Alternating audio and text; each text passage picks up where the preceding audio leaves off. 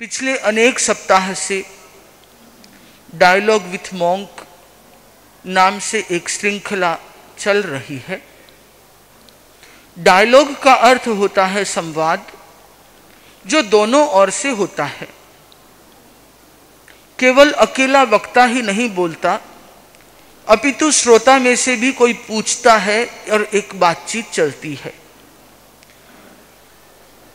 पिछले कई सप्ताह से अनेक अलग अलग विषयों पर वक्तव्य और प्रश्नोत्तर का क्रम चला और पिछली बार यह निर्धारित किया गया कि श्रोताओं के अलग अलग जिज्ञासाओं का जो जीवन शैली से अध्यात्म से जुड़ी हुई हो, उनका समाधान का प्रयास या संवाद का प्रयास किया जाए।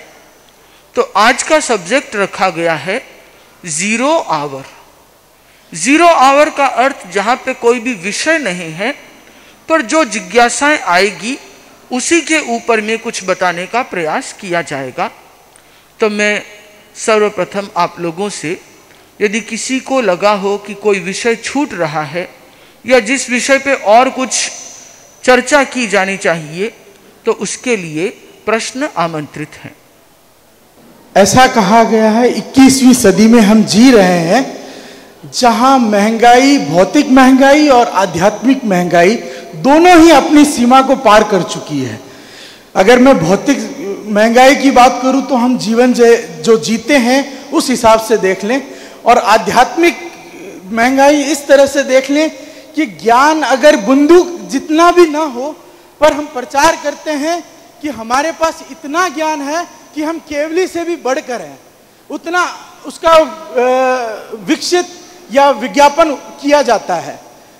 पर कैसे, अगर हम जैनोलॉजी के हिसाब से समझें या अपने जैन आध्यात्मिक दर्शन के हिसाब से समझें, तो कर्म तो दोनों में ही बनते हैं।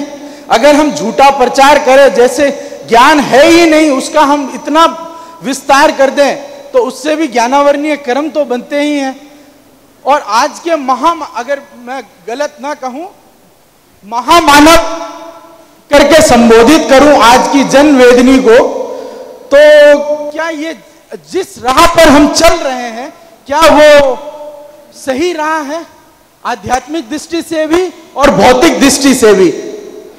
क्योंकि गूगल के हिसाब से जब मैं सर्च कर रहा था कि भ्रूण हत्या जैसे अपराध ज्यादा शिक्षित लोग करते हैं, न कि अशिक्षित लोग करते हैं, तो इसके ऊपर थोड़ा सा अगर आप विषय पर ध्यान दें तो। प्रश्न है कि महंगाई बढ़ रही है, भौतिक महंगाई और आध्यात्मिक महंगाई। आध्यात्मिक महंगाई से इनका तात्पर्य था कि व्यक्ति के भीतर जितना ज्ञान नहीं है, उससे ज़्यादा वो उसका प्रदर्शन करता है। तो इस दिशा में क्या करना चाहिए? जहाँ तक सवाल है भौतिक महंगाई का, तो मुझे लगता है कि ये एक साइकिल है, और महंगाई कितनी बढ़ी, क्या बढ़ी, इस विषय में तो आप लोग ज़्यादा बता सकते हैं, क्योंकि मुझे तो ये भी नहीं पता कि लौकी के भाव क्या है और गेहूं का भाव क्या है। हमें तो पहले भी भिक्षा में मिलता था, आज भी भिक्षा में ही मिलता है। लोगों की बहराने की भावना पहले भी थी और आज भी उससे कम नहीं है, उतनी ही है। रहा सवाल, यदि महंगाई का आकलन करें तो किसी जमाने में आदमी 50 रुपया महीना कमाता था और उसका घर खर्च पूरा पूरा निकलता था, क्योंकि उस समय गेहूं आने में आ जाते थे, या घी सेर का आधा आना, 1 रुपया, पाव रुपया, इस तरीके से मिलता था। तो उसका खर्चा कम था, उसकी आमदनी भी कम थी। और इस साइकिल में ज्यों ज्यों खर्चा बढ़ा, त्यों त्यों आमदनी बढ़ी। जितनी आमदनी बढ़ी उतना खर्च बढ़ता गया। यदि आदमी 10,000 कमाता था तो वो अपने घर में खुश था। 50,000 कमाने लगा तो उसे एक बड़ा घर चाहिए, उसे अब टीवी चाहिए, उसे अब फ्रीज चाहिए, उसे मोबाइल फ़ोन चाहिए, उसमें इंटरनेट चाहिए। तो महंगाई बढ़ने के साथ खर्च का अनुपात भी बढ़ता गया। तो जितना जितना खर्च होगा उतनी उतनी महंगाई परेशान करेगी।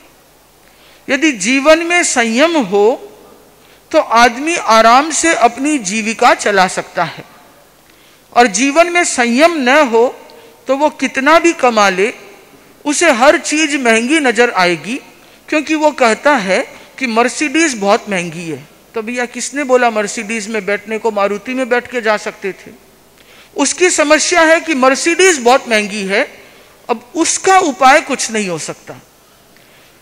इसीलिए कहते थे पुराने बुजुर्ग लोग कि तेतो पांव पसारिए जेती लांबी सोड़, कि जितनी रजाई हो उतना ही पांव फैलाओ तो तुम्हें कभी ठंड नहीं लगेगी।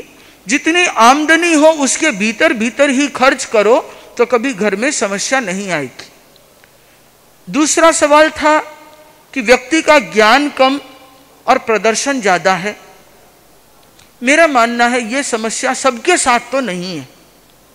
कुछ कुछ लोग ऐसे भी होते हैं जिनमें ज्ञान कम होता है, बताते ज्यादा हैं, तो बाकी ज्यादातर लोगों में जितना ज्ञान होता है वो कोशिश करते हैं कि मैं मेरा ज्ञान लोगों के साथ बांटूं।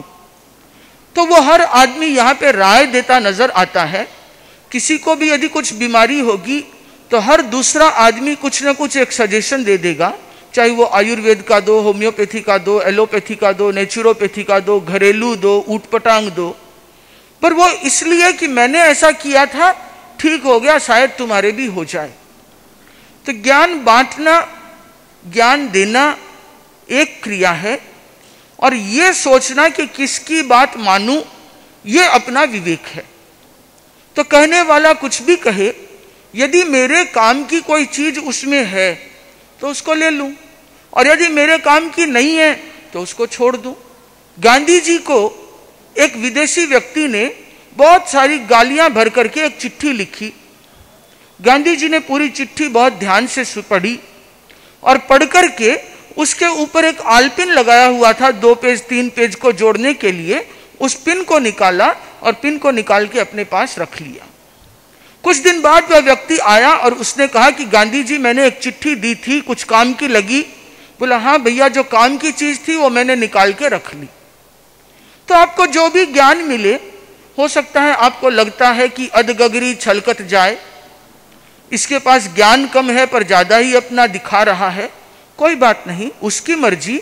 यदि उसमें कोई काम की चीज है तो उसको ग्रहण कर लें, और काम की चीज नहीं है तो उसका ज्ञान उसके पास पड़ा है, अपना कुछ बिगड़ता नहीं है। तो महंगाई महंगाई की जगह है, वो हमारे पे तब हावी होती है जब हम अपने अनुसार वर्तन नहीं करके महंगाई के अकॉर्डिंग चलते हैं। तो अपने अनुसार चलेंगे तो शायद दोनों ही महंगाई किसी को परेशान नहीं करेगी। Next question. कहा था कि पुराने ज़माने में आदमी की पहचान थी, उसके पास पैसा था या नहीं था, पर उनको जानकारी थी, उसके लिए उनकी पहचान बनी थी। आज के ज़माने में आदमी की पहचान बिल्कुल नहीं है। जिसके पास दौलत ज़्यादा है, उसकी पहुंच ज़्यादा है, उसके पीछे सब दौड़ते हैं। ऐसा क्यों हो रहा है? ऐसा है कि आदमी दौड़ता है सत्ता के पीछे, ताकत के पीछे, खाली दौलत के पीछे ही नहीं दौड़ता। वास्तव में देखा जाए तो वह शक्ति के पीछे दौड़ता है। वो शक्ति चाहे पैसे की हो या कुर्सी की हो, पावर की हो। एक करोड़पति आदमी होगा 100 करोड़ का, पर वो इनकम टैक्स ऑफिसर के पीछे दौड़ेगा। इसलिए नहीं कि उसके पास पैसा ज्यादा है, बट उसके पास उसके कंपैरिजन में पावर ज्यादा है। तो ये पहले भी होता था, ऐसा नहीं है कि पहले नहीं होता था, पहले भी होता था। जिसके पास में सत्ता होती थी या सामर्थ्य होता था, उसकी पूछ होती थी। हाँ, इतना जरूर फर्क है कि यहाँ आदमी के दूसरे आदमी के बीच में अपनत्व ज्यादा था। वह अपनत्व जब से शहरीकरण बढ़ा है, वैसे वैसे आदमी सिमटता जा रहा है। पहले गांव में किसी के भी सुख दुख में पूरा गांव इकट्ठा होता था। मुझे याद है बचपन में देखे हुए वे जीमन या गोट, जिसमें कुछ नहीं, एक दरी बिछा करके, पत्तल बिछा करके लोगों को खाना खिलाया करते थे, पर उसमें खाने से ज्यादा प्रेम हुआ करता था।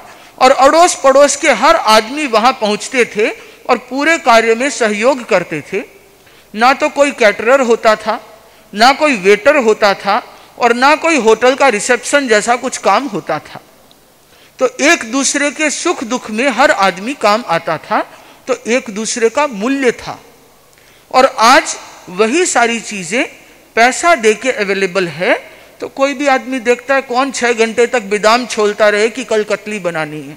इससे अच्छा बाजार में जाओ और मिठाई लेके आ जाओ, या एक कॉन्ट्रैक्टर को कॉन्ट्रैक्ट दे दो, इवेंट मैनेजमेंट वाले को, वो सारी चीजें अपने आप कर लेगा, जो लेगा ले जाएगा। तो यहां पे जब एक दूसरे के बीच का संपर्क घटता है, तो फिर एक दूसरे के मूल्य का अंकन करने में कहीं कहीं कठिनाई आती है। जब संपर्क बढ़ता है, पहचान बढ़ती है, और जब ये पता चलता है कि अमुक आदमी मेरे सुख दुख में काम आया था या आ सकता है, या इस आदमी में ये खूबी है, तो उस आदमी की कीमत अपने आप बढ़ जाती है। केवल पैसा ही सब कुछ हो ऐसा मैं नहीं मानता। जैसे कि एक सिंपल सा उदाहरण दूं कि जितने साधु संत हैं, खासतौर से अपने जैन धर्म वाले, उनमें किसी के पास भी रुपया पैसा नहीं है, पर उनकी मूल्य या उनकी परख, उनकी पूछ कम नहीं हुई। आज भी लोग श्रद्धा के साथ उनके पास जाते हैं, पैसे के कारण नहीं, उनकी योग्यता या गुण के कारण, ज्ञान के कारण। तो आपको अपना सामर्थ्य या आपको अपनी क्वालिटी को डेवलप करना होगा कि लोग आपको पूछें।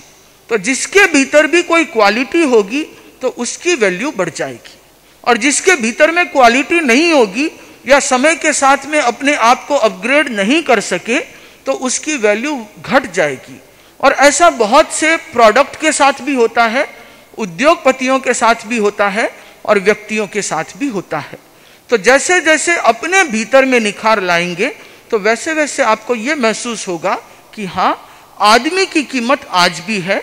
ये ठीक है कि आज बाजार का जमाना है, तो आदमियों की उपलब्धता बढ़ गई, ऑप्शंस बढ़ गए। पहले घर में या गांव में एक दुकान हुआ करती थी कपड़े की, 2 दुकान हुआ करती थी, वहीं से ही कपड़ा लाना होता था। और आजकल जब ऑनलाइन में जबोंग या मिंत्रा पे बैठते हैं, अमेजन पे बैठते हैं, तो लाखों कपड़ों की वैरायटी सामने रहती है। तो ये जरूर है कि आदमियों की वैल्यू नहीं बढ़ी, घटी नहीं, बट आदमियों की उपलब्धता बढ़ गई। तो आपको अपनी वैल्यू को बढ़ाना है, तो अपनी गुणवत्ता को और बढ़ाना होगा, तो आदमियों का मूल्य भी बढ़ता जाएगा। Next question. बनते, हमारे धर्म में निर्जरा प्रधान धर्म है, जैसे सत्य, अहिंसा, ऐश्वर्य, अप्रिग्रह। उसके लिए हमारे बहुत प्रयोगशालाएं चलती है, बहुत से पुस्तकें भी है, और व्यवहारिक रूप में बहुत कुछ हमें सिखाया जाता है। जब हम अन्य धर्मावलंबियों से मिलते हैं तो एक समस्या सामने आती है, आप मानव धर्म का क्या कर रहे हैं? दूसरे अन्य जैसे हम अपनी आत्मा की करते हैं, अपनी आत्मा के अलावा भी उससे दूसरा भी एक धर्म है दूसरों के हिसाब से, कि हम मानवता का उपकार करें। कहीं बहुत उसके बहुत आयाम है, बहुत तरीके, और दूसरे धर्मावलंबी भी बहुत करते हैं। एक जीव दया भी है, वो भी दूसरे धर्मावलंबी क्या करते हैं? क्या वो धर्म नहीं है? केवल आत्मधर्म ही धर्म है? उसके लिए हम क्या कर रहे हैं, और हम क्या उसके लिए सजग है कि या नहीं है? इस प्रश्न के जवाब में मैं यूं कहना चाहूंगा कि सबसे पहले हम धर्म की परिभाषा को क्लियर करते, क्योंकि धर्म एक ऐसा शब्द है जिसके बहुत सारे अर्थ हैं। किस संदर्भ में किस अर्थ का प्रयोग हो वह आवश्यक है। जहां हम धर्म की परिभाषा की बात करते हैं, तो जहां आत्मा की शुद्धि का मार्ग के लिए धर्म कहा जाए, तो उसकी परिभाषा है आत्मशुद्धि साधनम धर्म। आत्मा की शुद्धि के साधन को धर्म कहते हैं। तो यह क्लियर है कि जिस काम से आत्मा की क्लीनिंग हो, प्यूरिफिकेशन हो, वो धर्म है। दूसरा धर्म का अर्थ होता है कर्तव्य। आदमी का क्या करणीय है, अकरणीय है, उसके प्रति उसका दायित्व। जैसे ग्राम धर्म, राष्ट्र धर्म, समाज धर्म, परिवार धर्म, लौकिक धर्म। तो दोनों को यदि क्लियर व्याख्या करें तो दो विभाग होते हैं, एक लौकिक धर्म जो संसार का मार्ग है, एक लोकोत्तर धर्म जो अध्यात्म का, मोक्ष का मार्ग है। अब क्या हम अध्यात्म की साधना करते हैं या हम दूसरी साधना भी करते हैं? तो जहां तक मैं समझ पाया हूं, जिस व्यक्ति को आत्मा की शुद्धि करनी होती है तो वो आत्मा की शुद्धि के साधन धर्म को काम में लेता है, जो है संवर और निर्जरा। केवल निर्जरा नहीं, एक शब्द और जोड़ दें, संवर। संवर का अर्थ है आते वाले कर्मों को रोकना, और निर्जरा का अर्थ है जो बंधे हुए एग्जिस्टिंग कर्म है उनको क्लीन करना। तो पहला तो है कि नए कर्म न आए, वह है अहिंसा, सत्य, अचौर्य, ब्रह्मचर्य, अपरिग्रह। और जो एग्जिस्टिंग कर्म है उसको क्लीन करना, वह है अनशन, उनोदरी, भिक्षाचरी, रस परित्याग, काय क्लेश, प्रतिसंलीनता, प्रायश्चित, विनय, वैयावृत्य, स्वाध्याय और व्युत्सर्ग। तो ये 12 निर्जरा के भेद हैं और 5 संवर के भेद हैं, जो हमारा आध्यात्मिक पक्ष है। और यथासंभव आदमी इसको अपने सामर्थ्य के अनुसार करने की कोशिश करता है, और नहीं करता है तो उसे करना चाहिए। दूसरा रहा सवाल लौकिक धर्म की तरफ, जो चाहे जीव दया का आपने उल्लेख किया या मानवता की बात की। तो इस विषय में कल परसों ही मेरी एक व्यक्ति से चर्चा हो रही थी कि हम मानवता के लिए क्या कर रहे हैं, ह्यूमैनिटेरियन कोज। मैंने उस व्यक्ति से पूछा कि सबसे पहले ये बताओ कि एक मानव जो मानव बने, क्या उसके लिए अहिंसक होना जरूरी है, या जो आपस में लड़ाई झगड़ा, तलवारबाजी, बंदूक से गोलियां चलाते रहे उसे हम मानव कहेंगे? पहली मानवता कहाँ है? तो पहली मानवता होती है जब हमारे भीतर में अहिंसा का विकास हो, जब हमारे भीतर में दया का विकास हो, करुणा का विकास हो, ईमानदारी का विकास हो। यदि ये संवर और निर्जरा का तत्व हमारे भीतर में होगा तो हमारी मानवता बढ़ेगी। चाहे हम हजारों लाखों लोगों को, करोड़ों लोगों को नशा मुक्ति का संकल्प दिलवाएं, तो वह क्या मानवता की सेवा नहीं है? यदि मैं आज लाखों लोगों को यह संकल्प करवाऊं कि मैं आपस में लड़ाई झगड़ा नहीं करूंगा, दंगा फसाद नहीं करूंगा, तो क्या यह विश्व शांति के लिए किया गया प्रयत्न मानवता की सेवा नहीं है? यदि मैं लोगों को यह प्रेरित करूं, जिस प्रकार आचार्य श्री गांव गांव, गली गली घूम करके कर रहे हैं, सद्भावना, नैतिकता, नशा मुक्ति के लिए, चाहे अणुव्रत का आंदोलन हो, चाहे प्रेक्षा ध्यान का अवदान हो, क्या वो मानवता की सेवा नहीं है? तो वो मानवता के उत्थान की दिशा में किया गया बहुत महत्वपूर्ण प्रयास है। दूसरा रहा सवाल सामाजिक कार्यों का, जिसे लोग लोक भाषा में कहते हैं कि किसी स्कूल का संचालन, किसी हॉस्पिटल का संचालन, या ऐसी प्रवृत्तियां जिससे किसी आदमी का जीवन, सांसारिक जीवन ऊपर उठ सके। तो मेरे ख्याल से समाज के लोग इस दिशा में भी काफी सजग हैं। आज भी समाज के द्वारा, खासतौर से तेरापंथ समाज की ही बात करूं, तो उनके माध्यम से अनेकों अनेकों स्कूल लगभग चैरिटेबल पर्पस से चलाए जाते हैं। हजारों छात्रों को छात्रवृत्तियां समाज के द्वारा दी जाती है। सैकड़ों लोगों को जिनके पास में अर्थ का अभाव हो, उन्हें भोजन के लिए सहायता दी जाती है। हजारों लोगों को आजीविका सिखा करके उन्हें कुछ कमाने के लायक बनाया जाता है। चाहे वो ट्राइबल एरिया हो, विनयपुरम नाम से एक स्कूल है, कॉलेज है, आप लोगों को शायद बहुतों को जानकारी नहीं होगी, मेवाड़ के एक आदिवासी बेल्ट में उसे तेरापंथ समाज संचालित करता है। और वहां आसपास की जितनी भी लड़कियां हैं भील आदिवासी जाति की, उन लोगों के सहायतार्थ वे वहां पे निःशुल्क शिक्षा, निःशुल्क आवास, निःशुल्क भोजन, कपड़े सब कुछ उपलब्ध कराते हैं अपेक्षानुसार। तो समाज के दायरे में देखें तो समाज भी अपने दायित्व को निभाने में पीछे नहीं है। जो संसार में रहता है वह संसार के प्रति अपने दायित्व का निर्वहन करता है, जो उसका सांसारिक कर्तव्य है। जब पर अध्यात्म की दिशा में आगे बढ़ना जाए तो अध्यात्म की दिशा में उसका जो कर्तव्य किया जाएगा वह उसका आध्यात्मिक धर्म होगा। तो संसार का मार्ग और अध्यात्म का मार्ग दोनों अलग अलग है। एक से आत्मा की शुद्धि होती है और दूसरे से उसका संसार का कर्तव्य पूरा होता है। तो जो संसार की भूमिका में है वे मानवता के कल्याण के लिए दोनों प्रकार का कार्य कर रहे हैं और इसकी एक बहुत लंबी चौड़ी सूची है। मेरे ख्याल से लोगों को जानकारी नहीं है कि तेरापंथ समाज कहाँ कहाँ पे किस तरीके के सेवा का कार्य कर रहा है। कभी उसकी एक व्यवस्थित जानकारी समाज तक पहुँचे तो बहुत से लोगों के लिए इसका उत्तर देना और आसान हो जाएगा। Next question. भंते, आपके चरणों में वंदन। मैं राजेंद्र सेठिया, डूंगरगढ़ निवासी, हैदराबाद प्रवासी। भंते, मैं कई बार एक चीज़ सोचता हूँ कि जिस धर्म की रचना ये सोच के की गई थी कि लोग आपस में जुड़ें, प्रेम बढ़े, सौहार्द बढ़े, आज हम वही देख रहे हैं कि धर्म के नाम पर सबसे ज़्यादा लड़ाई, झगड़े, बंटवारा सिर्फ धर्म के नाम पर हो गया। हम अपने अपने धर्म को ऊंचा बताने में लगे हुए हैं। हम बोलते हैं साहब हम तेरापंथी हैं, हमारा धर्म बहुत ऊंचा है। मंदिर वाले बोलते हैं हमारा धर्म बहुत ऊंचा है। मुस्लिम बोलते हैं हमारा धर्म बहुत ऊंचा है।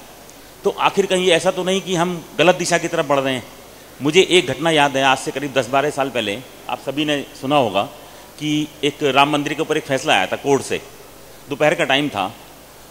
उस दिन पूरी सड़कें वीरान हो गई थी। लोग डर के मारे अपने घरों में बैठ गए थे। तो मैं ये सोच रहा था कि ये धर्म के नाम पर इतना बड़ा डर आज हो गया लोगों के अंदर कि जरा ऐसी बात पर हम लोग लड़ते हैं, झगड़ते हैं। आखिर कब तक चलेगी ये परंपरा? और समाज बढ़ते बढ़ते छोटा छोटा अलग अलग पंथ बनते बनते शायद आगे आने वाले टाइम में और भी हमारे पंथ में से भी शायद कहीं और कुछ विभाजित हो जाएं। तो मतलब कब तक चलेगा ये ऐसा? क्यों नहीं हम सब एक मिलकर धर्म के नाम पर एक रहते हैं और प्रेम से रहते हैं? धर्म के नाम पर झगड़े फसाद क्यों? और बनते एक चीज़ और मैं थोड़ा आपसे बोलना चाहूँगा, आप इस पर कभी गुरुदेव से चर्चा भी कर सकते हैं कि आज एक सबसे बड़ी समस्या, कुछ कुरीतियाँ ऐसी होती हैं कि जिनको धर्मगुरु ही बाहर निकाल सकते हैं। और मैंने आचार्य तुलसी का समय भी देखा है, उन्होंने बहुत कुरीतियों से बाहर निकाला। इसके चलते आज हमारा तेरापंथ बहुत विकसित हुआ है, नारी शिक्षा में भी, हर चीज़ों में आगे बढ़ा है। अभी मैं जैसे प्रेजेंटली देख रहा हूँ कि आज शादी विवाह जैसे हमारे यहाँ होते हैं, उसमें कुरीतियों के मतलब चलते इतना खर्चा किया जाता है, इतना दिखावा किया जाता है कि एक शादी अगर आप कर रहे हैं और 1000 आदमी की दावत करें तो कम 40 लाख रुपए, 50 लाख रुपए एक रात में खर्चा हो जाता है। इसका कोई मीनिंग नहीं है। हर आदमी चाहता है कि इसमें बदलाव आए, लेकिन हम समाज में रहते हैं तो हम बदलाव इतनी आसानी से नहीं कर पाते। तो धर्म गुरुओं के काम ये है कि भाई थोड़ा उसके लिए समाज को निर्देश दें, उनको दिशा दिखाएं कि भाई आप थोड़ा सा इसमें करके और थोड़ा कुछ ऐसे नियम बनाएं कि जैसे, मतलब मैं एग्जाम्पल छोटा सा दे रहा हूँ। आज अगर हमारे गुरुदेव बोल देते हैं कि भाई जो अननेसेसरी दिखावा करेगा शादियों में, जो ज़्यादा खर्चा करेगा, उसके यहाँ हमारा कोई भी संत जाके वहाँ गोचरी नहीं करेंगे। तो देखिए कितना जल्दी परिवर्तन आता है। मैं सही हूँ या गलत हूँ मुझे नहीं मालूम, आपसे दिशा निर्देश चाहिए। आपके प्रश्न के विषय में पहला तो प्रश्न है और दूसरा सुझाव है। तो पहला जो प्रश्न है कि धर्म के नाम पर झगड़ा क्यों या धर्म के नाम पर बंटवारा क्यों? वैसे नए आए हुए लोगों को मैं एक जानकारी दे दूं कि अभी का जो मुख्य सब्जेक्ट है वह है जीवन शैली, आध्यात्मिक जीवन शैली। उससे रिलेटेड कोई क्वेश्चन है उनको आप प्रायोरिटी दे दें। तात्विक चर्चा या दूसरे सब्जेक्ट, चूंकि क्वेश्चन आया हुआ है मैं आंसर दूंगा। धर्म के नाम पर झगड़ा हो ये नहीं होना चाहिए। इसीलिए आचार्य श्री महाश्रमण जी अपनी हजारों किलोमीटर की पदयात्रा के दौरान पहला ही उपदेश यह दे रहे हैं कि सद्भावना का व्यवहार करो। मैं धर्म, जाति आदि के आधार पर लड़ाई झगड़ा नहीं करूंगा। ये प्रयास जारी है। दूसरी चीज, ये धर्म बड़ा या वो धर्म बड़ा, मैं ऐसे कहना चाहूंगा कि धर्म तो वास्तव में एक ही है। वह है अहिंसा, सत्य, समता, त्याग, अपरिग्रह, कुछ भी कह दें। तो धर्म का एसेंस एक है और झगड़ा कभी भी दो धर्म के बीच में नहीं होता। झगड़ा होता है तो दो संप्रदाय के बीच में होता है। तो धर्म और संप्रदाय, इन दोनों को अलग अलग देखना सीख जाएं। संप्रदाय केवल धर्म की सुरक्षा के लिए है।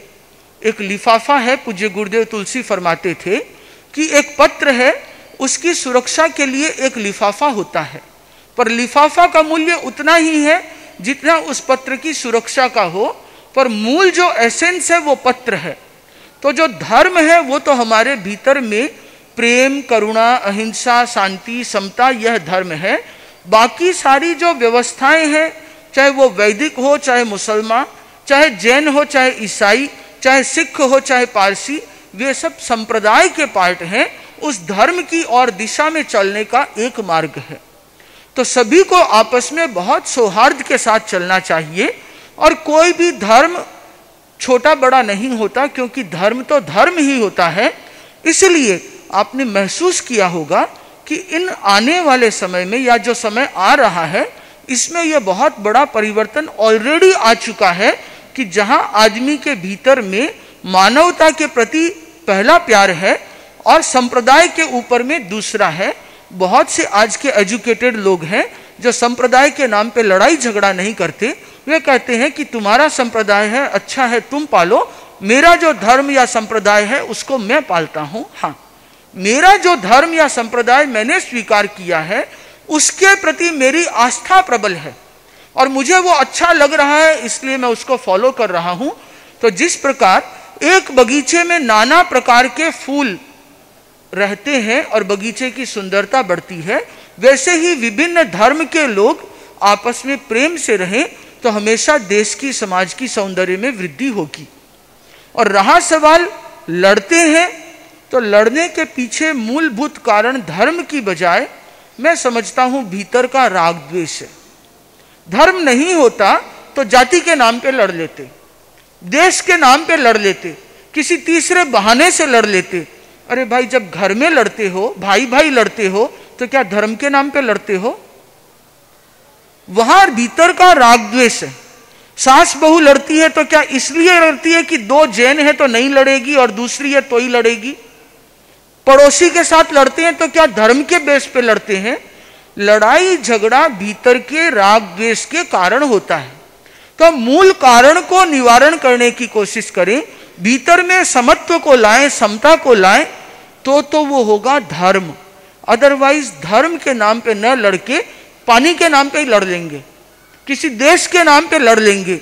हिटलर ने जो लड़ाई लड़ी थी, विश्व युद्ध, आप लोगों को सबको पता होगा, वो किसी धर्म के नाम पे नहीं लड़ी गई थी, वो जाति के नाम पे लड़ी गई थी, यहूदी जाति।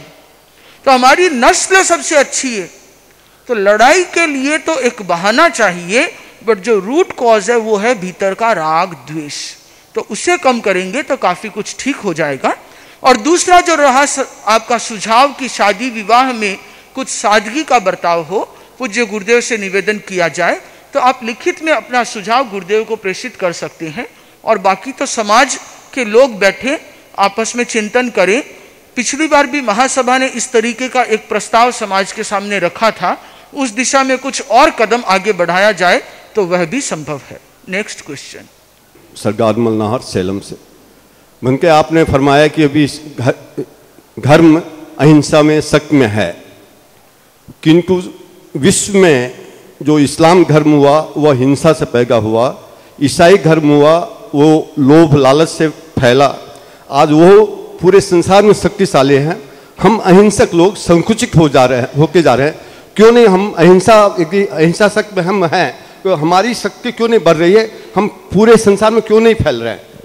इसके पीछे यदि गौर करें, थोड़ा सा हिस्ट्री को, पन्नों को पलटें, तो आप पाएंगे कि चाहे इस्लाम शुरू हुआ हो, चाहे ईसाई धर्म, उसकी जो शुरुआत है वह अहिंसा और प्रेम से ही है। यदि ईसा मसीहा के मन में हिंसा के भाव होते तो वे शायद सूली पे लटकने के बाद ये नहीं कहते कि भगवान इस व्यक्ति को माफ कर देना, उसे ज्ञान नहीं था। वो अपने शिष्यों को ये कह के जाते कि उस आदमी को छोड़ना मत, जहां भी मिले मार डालना। तो किसी भी धर्म की शुरुआत तो धर्म के तत्वों पे ही होती है। ये एक अलग बात है कि बाद के अनुयायी उस धर्म को कितना सुरक्षित रख पाए और कितना उसे अपने साम्राज्य को बढ़ाने के लिए उन बातों को तोड़ मरोड़ करके आगे बढ़ जाएं। रहा सवाल कि अहिंसक फैलता नहीं है, ऐसी बात नहीं है, अहिंसक भी फैलते हैं। जैन धर्म का किसी समय में फैलाव बहुत लंबी दूरी तक था, पर कभी कभी कुछ परिस्थितियां ऐसी आती है, कुछ समय ऐसा आता है कि वो दायरा संकुचित होता है। आज से 2500 साल पहले मुझे नहीं पता कि राजस्थान या गुजरात में कोई जैन था या नहीं, पर यूपी, बिहार, मध्य प्रदेश, बंगाल ये पूरा जैनों से ही भरा था, जहां पे आज जैनों की संख्या आटे में नमक जितनी भी नहीं है। तो धर्म के फैलाव होने के पीछे अनेक कारण हैं। उसमें एक बड़ा कारण यह भी कह सकते हैं आवागमन की सुलभता। आज चाहे क्रिश्चियन हो, चाहे मुस्लिम, चाहे बौद्ध हो, उन लोगों का आवागमन, पदयात्रा का नियम किसी ने नहीं रखा और सब बहुत तेजी के साथ में इधर उधर फैलते हैं और जो दिखता है वो बिकता है। तो उस स्थिति में उनके धर्म का प्रसार देश विदेश में होता गया। जहां नए सिरे से पहुंचे, लोगों ने किसी धर्म को समझा तो पहला धर्म शायद बौद्ध था, और हो सकता है कि इस्लाम या ईसाई ने किसी ने लोभ या भय से किया भी हो, पर क्या वो धर्म है? और यदि हम अहिंसक होने की बजाय हिंसक होकर के अपने धर्म को फैलाना चाहें, तो मेरे ख्याल से धर्म नहीं फैलेगा, वो संप्रदाय फैल सकता है, पर धर्म तो पहले दिन ही मर जाएगा जिस दिन हम हिंसा की कामना शुरू करेंगे। तो हमारे भीतर का जो कोर है वो ही अहिंसा है, वो दया है। इसलिए आचार्य भिक्षु ने स्पष्ट उद्घोष किया कि हृदय परिवर्तन में धर्म है, बल प्रयोग में धर्म नहीं। मूल्य से धर्म नहीं खरीदा जा सकता, जो अनमोल है वह धर्म है, त्याग धर्म है, भोग धर्म नहीं है। तो उस धर्म को अपनाना हो तो अपने जीवन को ऐसा आदर्श बनाएं। और बंधुओं, एक प्रश्न मैं आप लोगों से भी पूछना चाहूंगा कि आप लोग तो सब जैन धर्म के अनुयायी हैं, क्या आपने कभी किसी को जैन धर्म के बारे में जानकारी देने का प्रयास किया कि वह जैन धर्म के बारे में सारी चीज समझे? वो तो आप कर ही सकते हैं, इतना दायित्व तो बनता है। जहां साधु साध्वियां हजारों किलोमीटर पदयात्रा कर करके गांव गांव जा करके जैन धर्म के विषय में, साधुचर्या के विषय में, अहिंसा के विषय में बात करते हैं, तो कम से कम आने जाने वाले मित्र लोगों तक तो पहुंचाएं कि जैन धर्म क्या है। पर उससे भी पहला मेरा क्वेश्चन ये होगा कि क्या आपने खुद समझने का प्रयास किया कि जैन धर्म क्या है? Next question. वंदनीय मुनिप्रवर, संप्रदाय, धर्म और इस पर जो सार्वजनिक ऊहापोह होता है, उस ऊहापोह का आपने बहुत अच्छा स्पष्टीकरण किया है। अब प्रश्न फिर मेरे मानस में ये आया कि संप्रदाय की अपनी सीमा मान लेते हैं, धर्म की अपनी सीमा मान लेते हैं, और फिर तीसरा चरण, क्या अध्यात्म उससे अलग नहीं हो जाता? या यूँ कहें कि जहाँ पर संप्रदाय का समापन होता है वहाँ पर धर्म का प्रादुर्भाव होता है, प्रारंभ होता है, और जहाँ पर धर्म का समापन हो वहाँ पर अध्यात्म का प्रारंभ हो, क्या ऐसा नहीं लगता है? और अगर ऐसा लगता है तो जितनी सारी हमारी विसंगतियाँ हैं, ऊहापोह है संप्रदाय और धर्म के नाम पर, बहुधा यह भी एक सच्चाई है कि हम संप्रदाय को धर्म के साथ इस प्रकार एक मेक कर देते हैं कि इनके बीच में भेद रेखना खींचना कठिन हो जाता है। लेकिन जहाँ तक अध्यात्म का प्रश्न है, मैं समझता हूँ कि वहाँ पर भेद रेखना खींचना बहुत आसान है। जैसे अभी आपने फरमाया कि आत्मविशुद्धि का जो मार्ग है वह अध्यात्म है। उस तथ्य को अगर हम समझ लें तो शायद ये जो 3 चरण हैं, संप्रदाय, धर्म और अध्यात्म, भली भांति समझ में आ सकते हैं, और फिर आचार्य भिक्षु की वे सारी की सारी बातें हमें वापस एक नई प्रेरणा, नया उद्बोधन दे सकती है। इसमें आपका क्या अभिमत है? मैं इसको उल्टा देखता हूं कि मूल है, जो धर्म है वह है अध्यात्म, तो हमारा तो मूल ही अध्यात्म है। अध्यात्म के पालन के लिए, अध्यात्म के उत्थान के लिए ये जो धर्म जिसे हम कहें कि जैन, बौद्ध, हिंदू भी नहीं, वैदिक, मुस्लिम, यदि हम इसे धर्म की संज्ञा दें तो जो हमारा धर्म मूल है वह है अध्यात्म, उसकी सुरक्षा, उसका प्रचार, उसका जीवन, उसके पालन के लिए ही इन्हीं सब की सर्जना की जाती है। और अगेन उसके यदि संप्रदाय की बात करें, चाहे तेरापंथ, स्थानकवासी या हीनयान, महायान, सिया, सुन्नी, ऑर्थोडॉक्स, प्रोटेस्टेंट या जो भी, तो वे अगेन उसी धर्म का एक हिस्सा होता है जो उसकी सुरक्षा का होता है। तो यदि तेरापंथ को मैं एज अ संप्रदाय देखूं तो तेरापंथ का कोर क्या है? अध्यात्म। तेरापंथ का दूसरा कोर जो होगा, आउटर लेयर, वह है जैन धर्म, और जो तीसरा है वह तेरापंथ। पर तीनों अल्टीमेट अध्यात्म का ही एक विस्तार है, अध्यात्म का ही एक पार्ट है। अध्यात्म के सिवाय न तो धर्म कुछ है और न संप्रदाय कुछ है, फिर तो वो केवल एक ऑर्गेनाइजेशन होके रह जाएगा।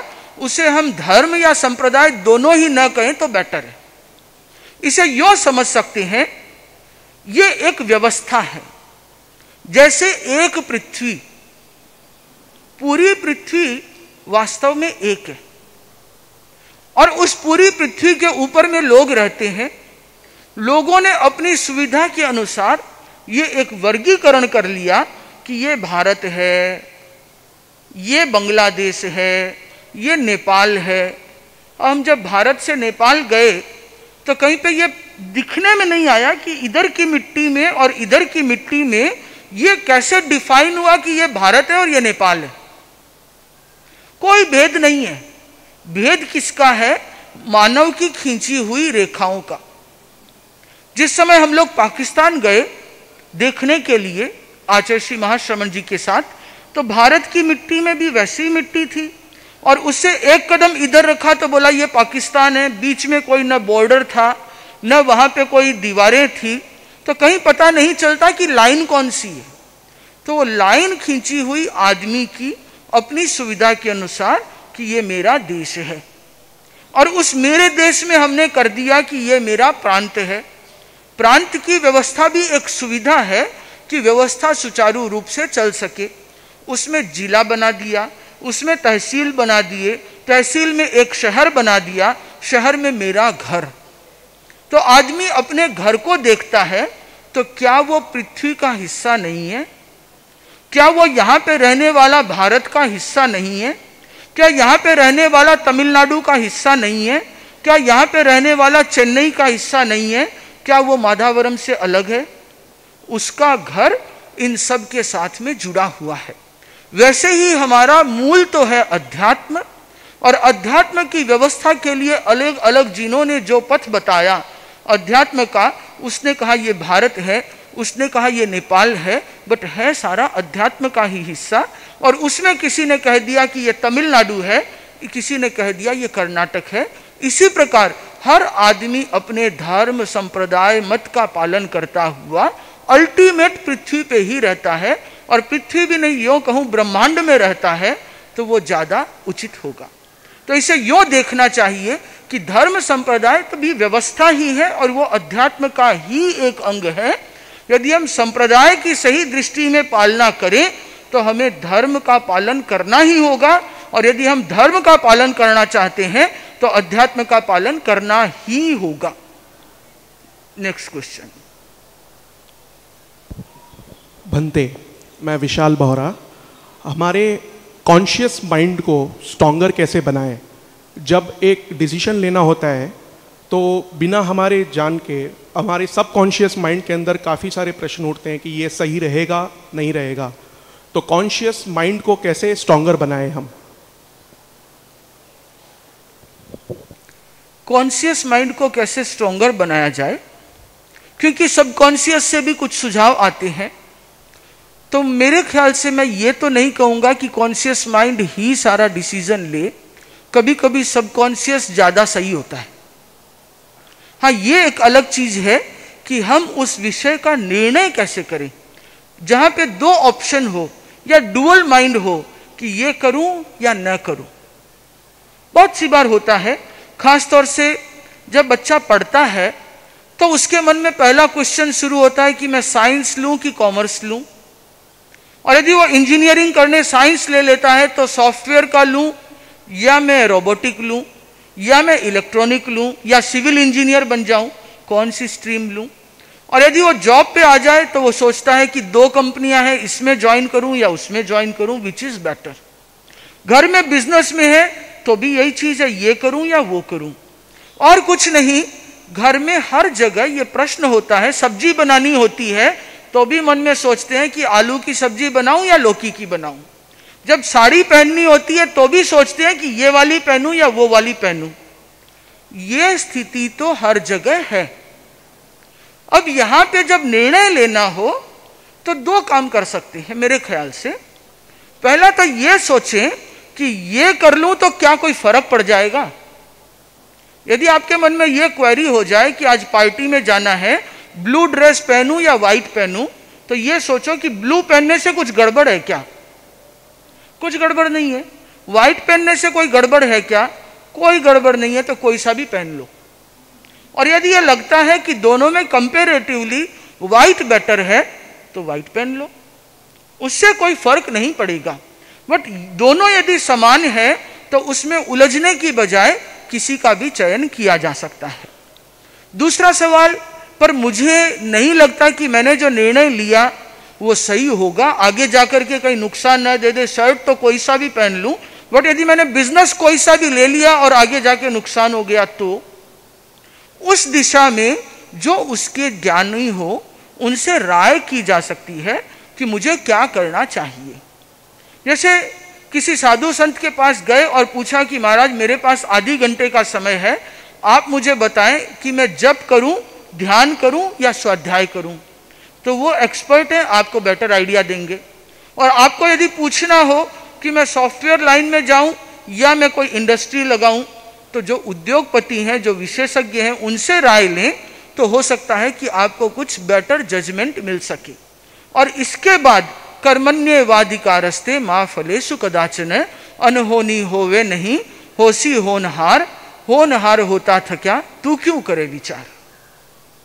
जैसे कि हम कहीं जाते हैं रोड में, हमें बहुत सारे भिखारी दिखते हैं, तो जब हम उन्हें पैसे देते हैं और ये सोच कर देते हैं कि मेरे अच्छे कर्म बंधेंगे, तो वो गलत माना जाता है यूजुअली।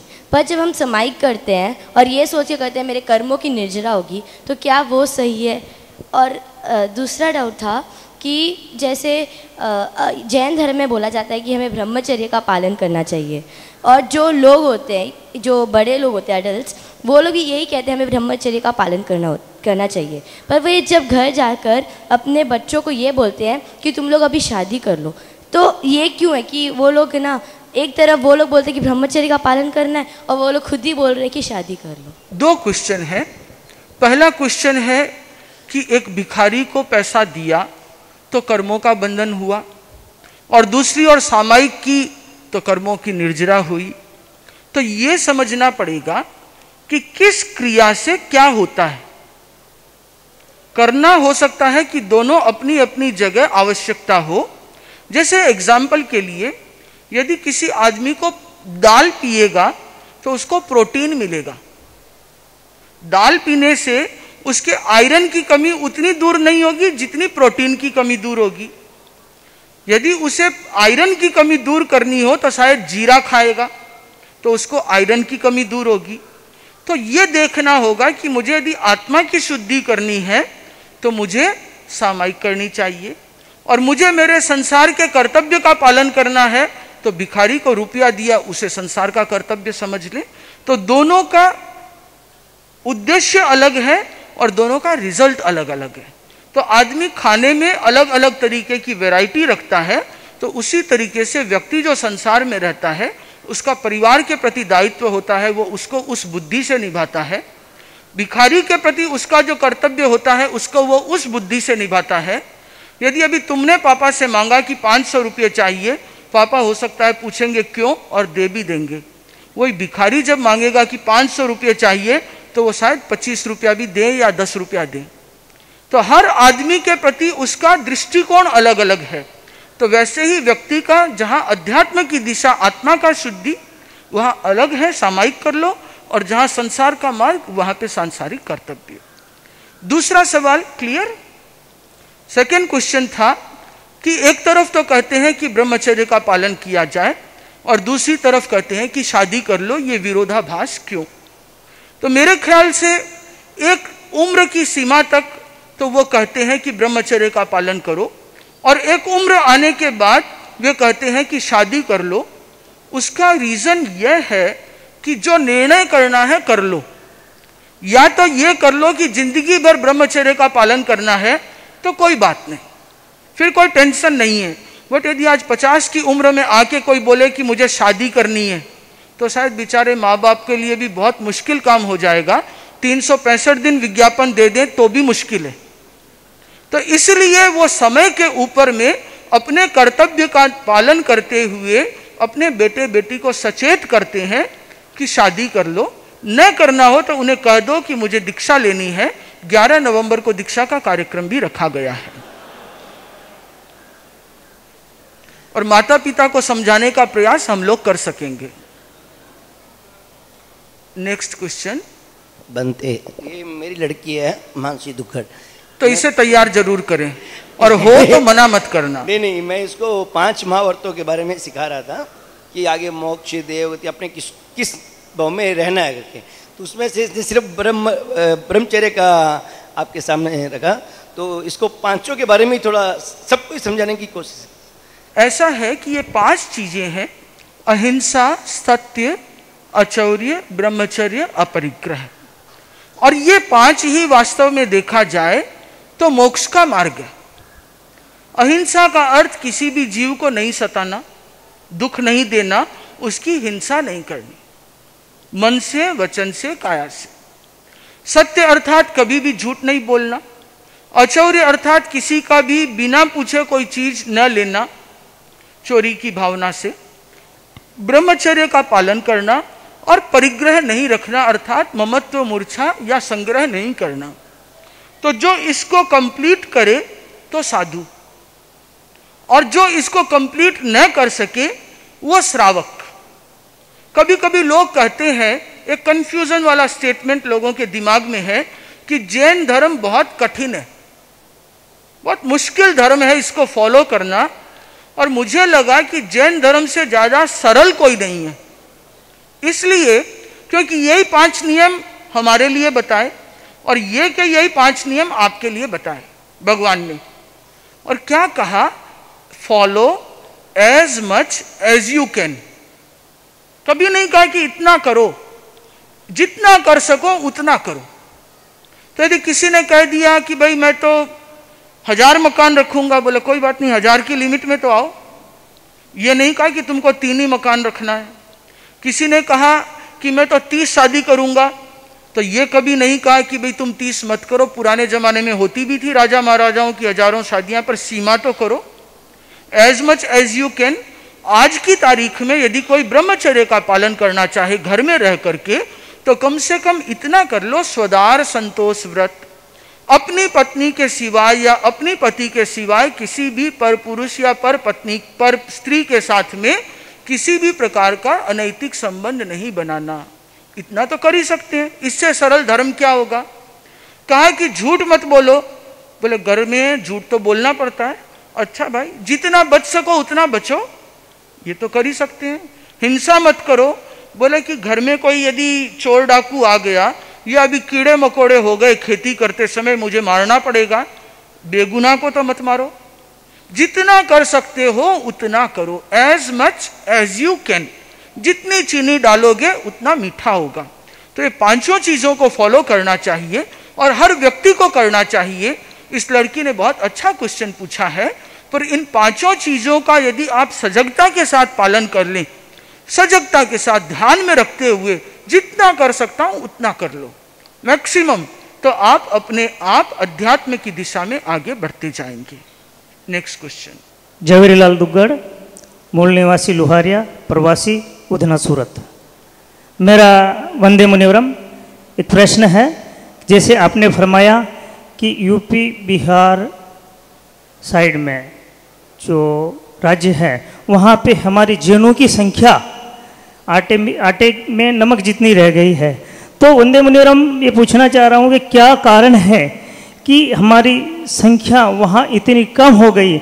हमें प्रेरणा पाते जाएं जिससे हम आगे हमारे हम जहाँ रहते हैं वहाँ उस चीज़ को हम फॉलो कर सकेंगे कि ऐसा समय नहीं आए कि हमारे जैनों की संख्या कम ना हो, बढ़ती ही रहे। उमर ऐसा है कि ये अपने आप में 1 घंटे का सब्जेक्ट है और 1 घंटा से ज़्यादा भी लग सकता है कि जैन धर्म की संख्या क्यों घटी, क्योंकि ये इतिहास है और इतिहास भी 2-4 दिन का नहीं, शताब्दियों का, सहस्राब्दियों का इतिहास है। तो इसके लिए मैं सजेस्ट करना चाहूँगा, जैन परंपरा का इतिहास पुस्तक पढ़ेंगे तो कुछ जानकारी होगी, जैन धर्म के प्रभावक आचार्य पढ़ेंगे तो आपको कुछ जानकारी मिलेगी, तीर्थंकर चरित्र पढ़ेंगे तो कुछ जानकारी मिलेगी। तो इस प्रकार यदि आप इतिहास के पन्नों को पलटेंगे तो आपको उसकी जानकारी हो सकेगी। और रहा सवाल कि इसे बढ़ाया कैसे जाए, तो बढ़ाने का सीधा सा तरीका है कि पहले खुद जैन धर्म के बारे में समझें और उसके बाद जो आपके मित्र हैं, परिचित हैं या जो दूसरे लोग हैं उन्हें सत्य धर्म के बारे में जानकारी दी जाए। न तो बल प्रयोग किया जाए, न जबरदस्ती की जाए, न प्रलोभन दिया जाए, हृदय परिवर्तन। तो जो भी आदमी अहिंसा, सत्य, अचौर्य, ब्रह्मचर्य, अपरिग्रह के पथ पे चलता है वह जैन है, चाहे वो अपने आप को जैन कहे, क्योंकि जैन शब्द कोई प्राचीन नहीं है। आज से हजारों साल पहले जैन शब्द ही नहीं था।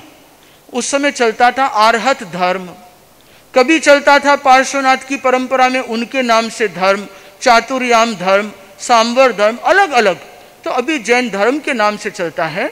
नाम चाहे कुछ भी हो, एसेंस आना चाहिए अहिंसा, सत्य, अचौर्य, ब्रह्मचर्य, अपरिग्रह, समता, राग द्वेष से मुक्त होकर के वीतरागता। यदि वह जिस किसी धर्म में है वह जैन धर्म का ही हिस्सा है। तो मेरे ख्याल से आज का समय पूरा हो रहा है, 0 आवर का 1 आवर पूरा हो गया। ओम अरहम।